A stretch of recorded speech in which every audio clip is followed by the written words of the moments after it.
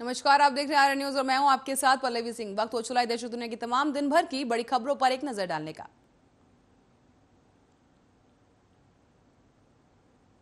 प्रधानमंत्री नरेंद्र मोदी पश्चिम बंगाल और असम के चुनाव प्रचार के बाद अब दक्षिण भारत और की ओर रुख कर चुके हैं, जहां पीएम मोदी ने विपक्षी दलों पर हमला बोलते हुए कहा है कि यूडीएफ और एलडीएफ ने केरल में कई पाप किए हैं। उन्होंने बताया कि यूडीएफ और एलडीएफ नौगर्व और अहंकार महसूस किया है। उन्हें लगता है कि वो भी कभी पराजित नहीं हो सकते हैं और अब इसने उन्हें जड़ों से काट दिया है।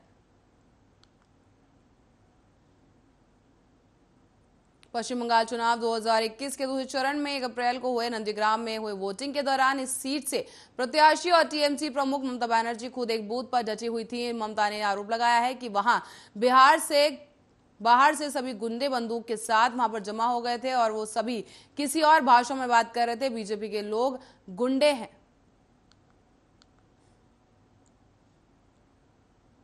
यूपी के कोरोना की दूसरी लहर बढ़ रही है। साथ ही कोविड मरीजों को देखते हुए कक्षा 8 तक के स्कूल 11 अप्रैल तक बंद करने के आदेश सरकार ने जारी कर दिए हैं।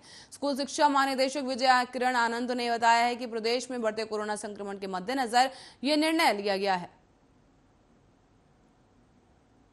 बीजेपी ने यूपी पंचायत चुनाव के पहले चरण के 18 जिलों में से 10 जिलों में जिला पंचायत सदस्य चुनाव में बीजेपी उम्मीदवारों की सूची जारी कर दी है। बीजेपी ने गाजियाबाद, महोबा, सहारनपुर, चित्रकूट, रामपुर, कानपुर नगर, संत कबीर नगर, गोरखपुर, झांसी और कन्नौज जिले की जिला पंचायत सीटों पर उम्मीदवारों की सूची जारी कर दी है।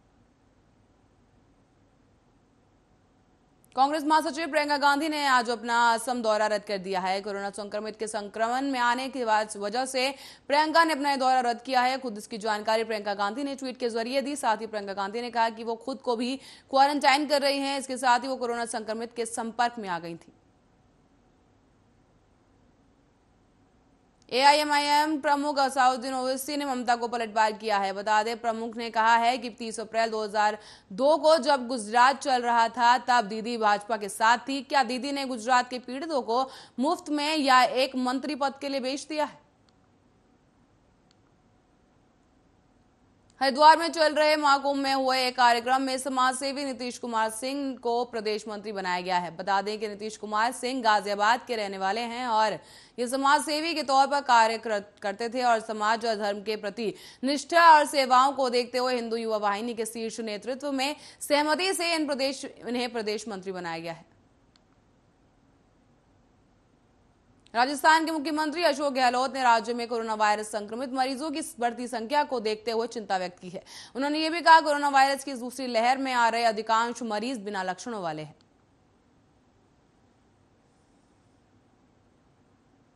असम के करीमगंज में भाजपा उम्मीदवार की कार से ईवीएम मिलने का मामला सामने आया है। इस मामले को चुनाव आयोग ने वहां के जिला निर्वाचन अधिकारी से रिपोर्ट मांगी है।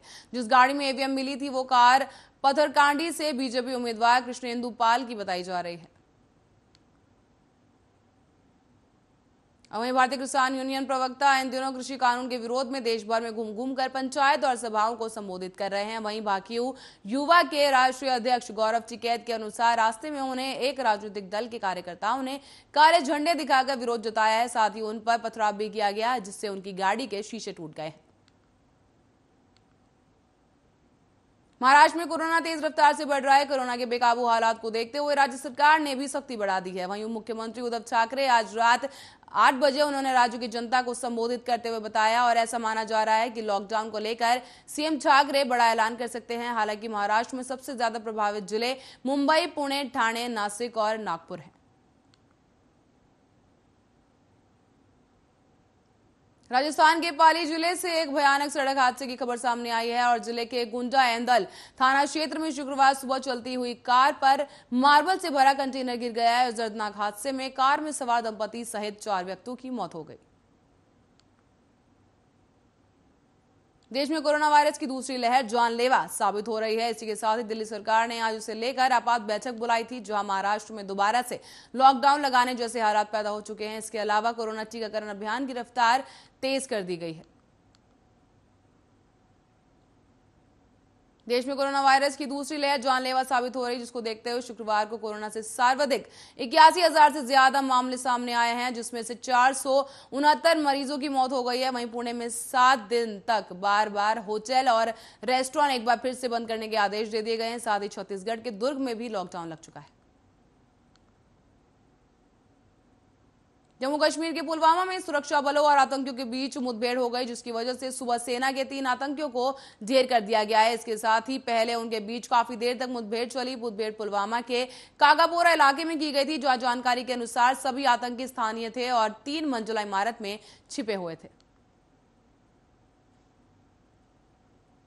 कोविड-19 टीकाकरण नियमों का उल्लंघन कर कर्नाटक के कृषि मंत्री बीसी पाटिल और उनकी पत्नी को उनके आवास पर जाकर टीका लगवाने वाले स्वास्थ्यकर्मी को निलंबित कर दिया गया है। आदेश में कहा गया है कि बार बार प्रशिक्षण और निर्देश देने के बावजूद मंत्री को घर पर जाकर टीका लगाया गया है। इलाहाबाद हाईकोर्ट ने पंचायत चुनाव को अधिसूचना जारी हो जाने के कारण चुनाव प्रक्रिया में हस्तक्षेप करने से इनकार कर दिया है। हाईकोर्ट ने गोरखपुर में पूरे जिले में अनुसूचित जनजाति का एक भी व्यक्ति न होने के बावजूद ग्राम पंचायत चुनाव में ग्राम प्रधान की सीट अनुसूचित जनजाति के लिए आरक्षित करने के खिलाफ जो याचिका दाखिल की गई थी, उसके खिलाफ फैसला सुनाया है। देश में जिस तरह से कोरोना संक्रमितों की संख्या बढ़ रही है, उसे देखते हुए स्वास्थ्य विभाग से जुड़ी एजेंसियों का अनुमान है कि आने वाले दिनों में कोरोना पॉजिटिव मरीजों के मिलने का आंकड़ा 1 लाख से भी ज्यादा हो सकता है। राजधानी दिल्ली में मौसम ने करवट ले ली है। इसके साथ ही बीते 3 दिनों से 45 किलोमीटर प्रति घंटे की रफ्तार से जो हवाएं चल रही हैं, इसके साथ ही आसमान में बादल भी छाए हुए हैं। मौसम विशेषज्ञों का कहना है कि बादलों और तेज हवाओं के चलते दिल्ली में तापमान लगातार बढ़ रहा है और इसके साथ ही दिल्ली में लू भी चलने लगी है। देश में कोरोना वायरस के मामले अब काफी तेजी से आगे बढ़ रहे हैं। हालांकि मुख्यमंत्री केजरीवाल ने कहा है कि लॉकडाउन पर विचार किया जा रहा है। कोरोना से संक्रमण को देखते हुए यूपी सरकार ने भी कक्षा 1 से 8 तक के स्कूल 11 अप्रैल तक के लिए बंद करने के निर्देश दे दिए हैं। पहले ये जो आदेश था 4 अप्रैल तक के लिए था। मेरठ के सरधाना में सामूहिक दुष्कर्म से आहत 10वीं की एक छात्रा द्वारा आत्महत्या करने के मामले में 4 लोगों के खिलाफ मुकदमा दर्ज कर लिया गया है। पुलिस ने 2 आरोपियों को गिरफ्तार कर लिया है। साथ ही ट्यूशन पढ़कर लौटते समय युवकों ने छात्रा को रास्ते से अगवा कर लिया था और दुष्कर्म को अंजाम दिया था।